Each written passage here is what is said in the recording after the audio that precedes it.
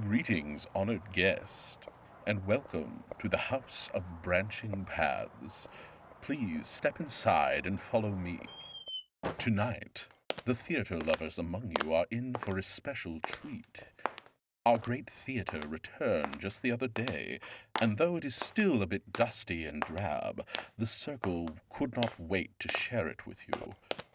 They have brought the scaldric flame to light the grand chandelier and have spent all day making ready for tonight's show. I myself am very excited. In times gone by, when the house was in its prime, members of the circle would stage such fantastic shows there. It was a constant source of entertainment for us residents of the house, as well as our visitors at the time. All the world may be a stage, but there are few stages as magnificent as this one. Of course, don't take my word for it. See for yourself. Honored guest, it is my pleasure to welcome you to the Calliope Theater.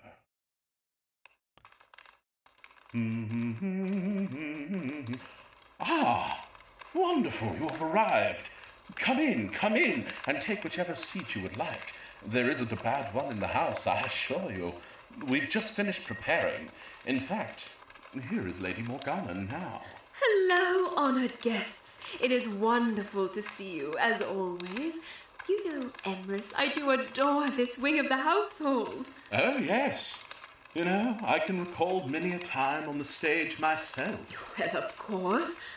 Oh, perhaps you could regale me with a sonnet or two? I think it might be time for both of us to enter a sonnet, as I do believe I see the crackle of a story on those flames. The fire burns bright, with stories ever knowing. Yet this retelling will be a bit different than those we've been given of late. Yes, I do see it. And let our great circle now turn into the great Globe Theatre. You remember our seats? The stage left. Oh, yes, I do. Oh, but do you remember the night I jumped into the River Thames? I do seem to recall. Yet I'm not sure how I could forget. You heard something, yes?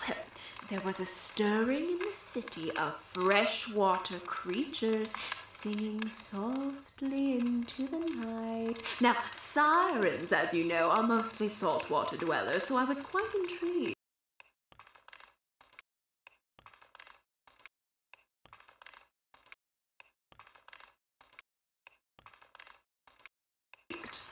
Perhaps we should take a trip to the globe once more. Another member of the circle with an affinity for water may be interesting. Well, I'm not sure you could handle more than one of us.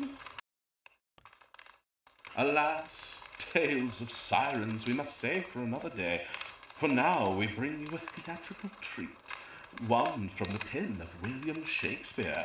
When this particular play was written is debated, whether it be 1595 or 1596.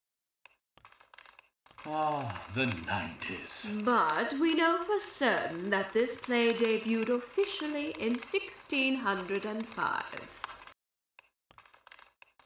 Yes, and dear honored guests, you may not know that Shakespeare did, in fact, author 3 types of plays. Oh.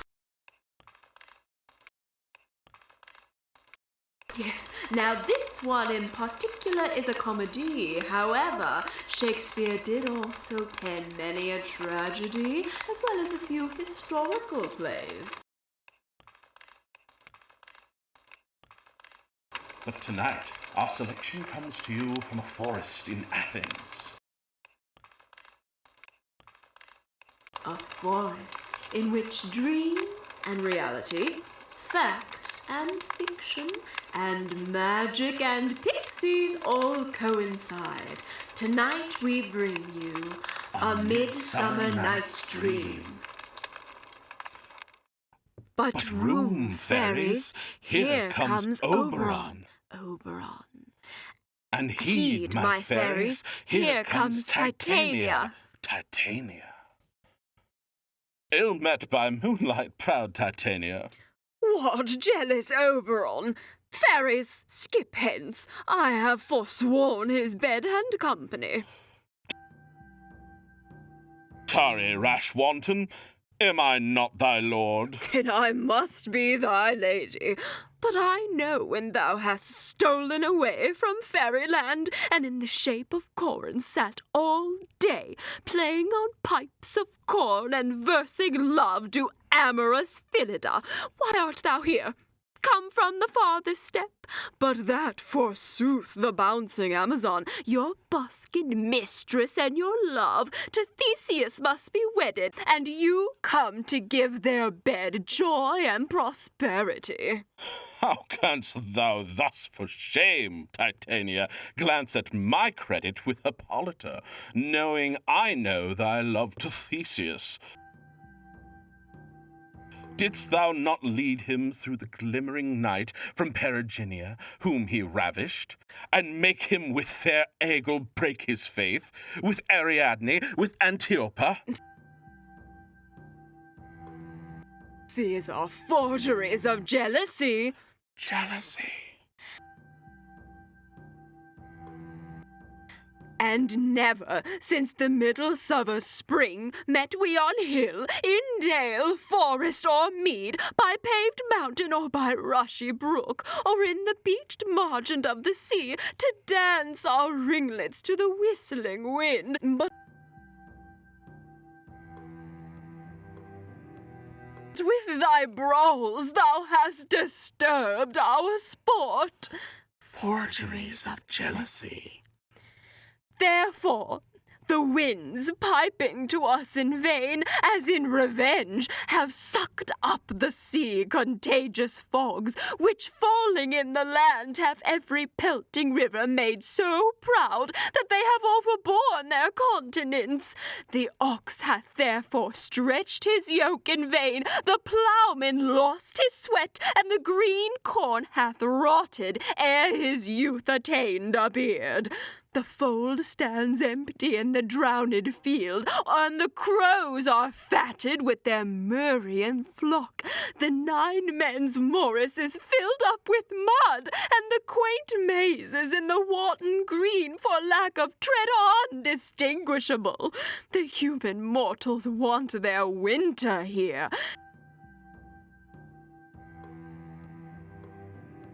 No night is now with him or carol blest. Therefore the moon, the governess of floods, pale in her anger, washes all the air that rheumatic diseases do abound. From our debate, from our dissension. And thorough, this distemperature we see the seasons alter. Hoary-headed frosts far in the fresh lap of the crimson rose, and on old Time's thin and icy crown an odorous chaplet of sweet summer buds is as in mockery set.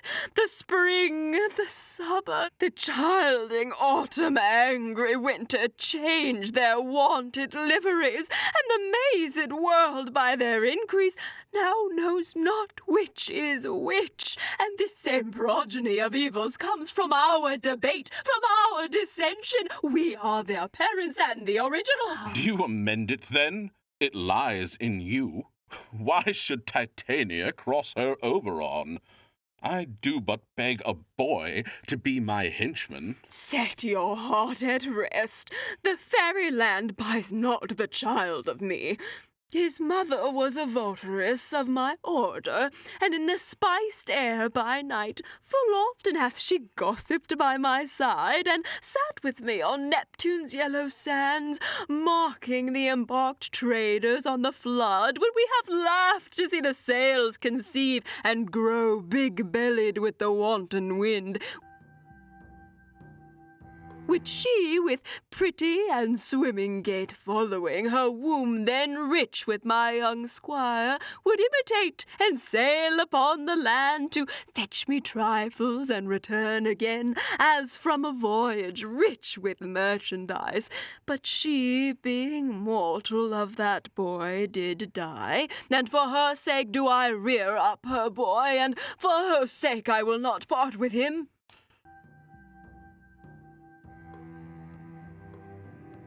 How long within this wood intend you stay? Perchance till after Theseus' wedding day. If you will patiently dance in our round and see our moonlight revels. Go with us. If not, shun me. I will spare your haunts. Give me that boy, and I will go with thee. Not for thy fairy kingdom. Fairies away. We shall chide downright if I longer stay.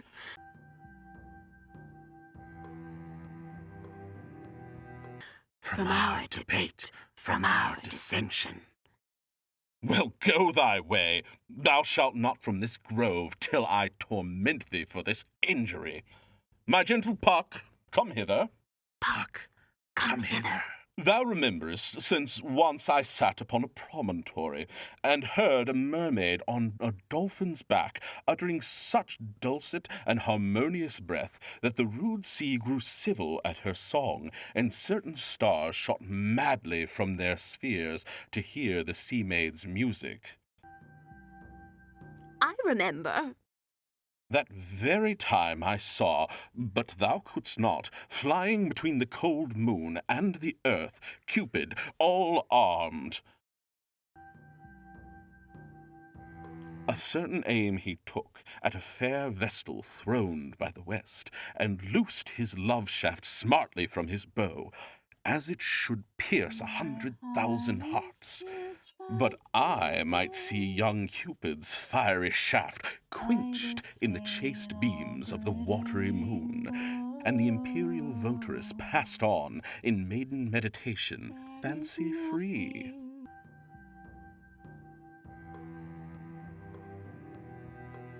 Yet marked I where the bolt of Cupid fell.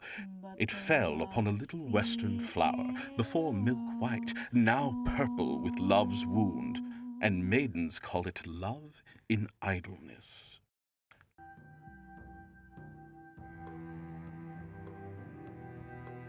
Fetch me that flower, the herb I shewed thee once. The juice of it, on sleeping eyelids laid, will make man or woman madly dote upon the next live creature that it sees. Fetch me this herb, and be thou here again ere the Leviathan can swim a league.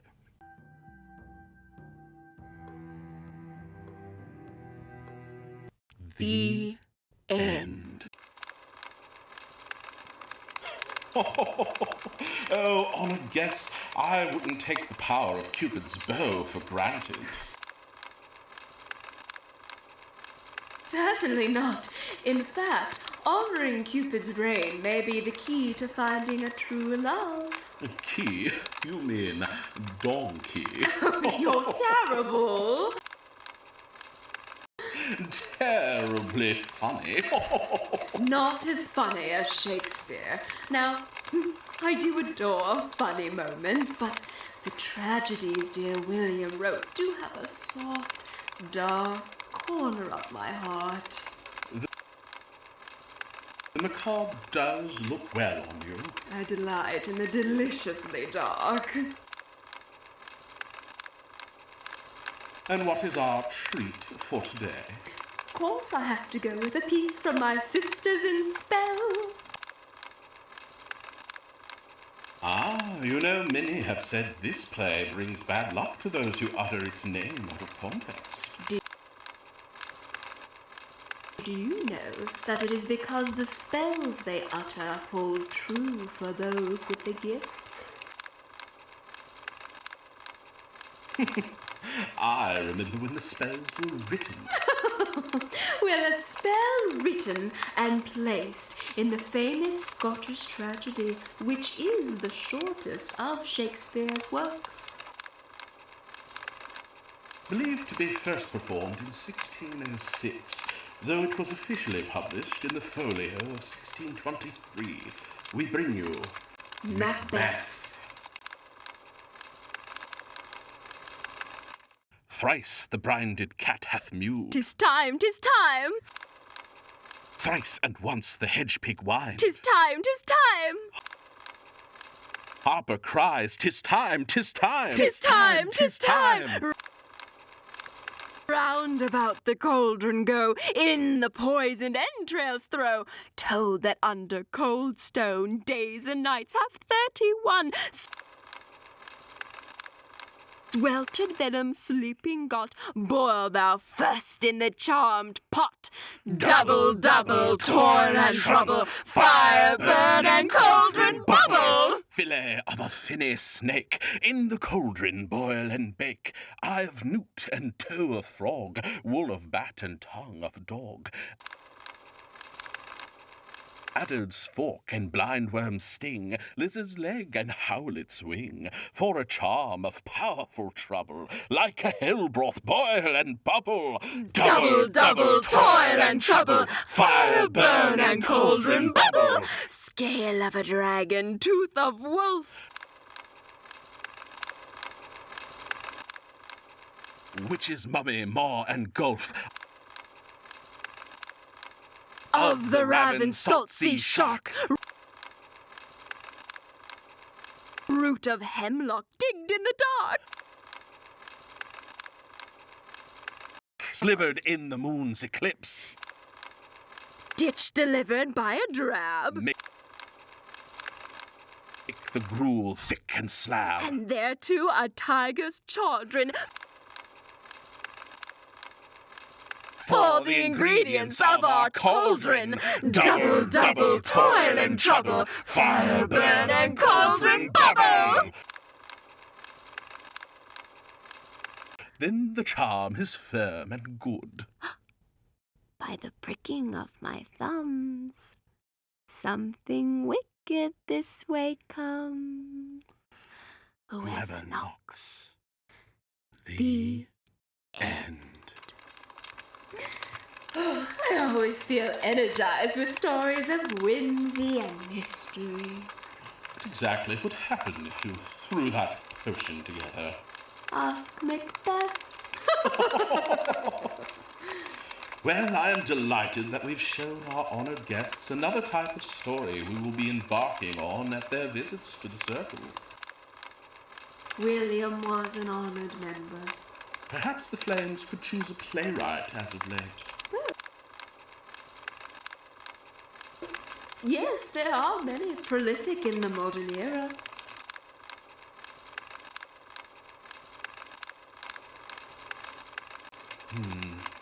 But the fire seems to depart for now. Honored guests, we must say goodbye. Yes, my friend, I do believe I see the crackle of a story on those flames, but for next time. The fire burns low, with stories ever glowing. Guests, honored guests, come, follow me. You mustn't stay at our house for too long, or you may become a permanent resident. Oh, but I do love watching plays in the theater. Maybe you could... No, you have to go. Stay close behind, my guests. Whatever you do, don't answer any voices you hear on the way out. But do come back. Hearing the Circle's stories brings me to life. You have been listening to The House of Branching Paths, a theatrical podcast experience created by Mark Kilmer and Caroline Miller. For more of our content, join us on our Patreon at patreon.com/The House of Branching Paths. For links to all of our social media and to find a comprehensive list of contributors, please follow our link tree below. And for more stories like this and beyond, be sure to visit your local library.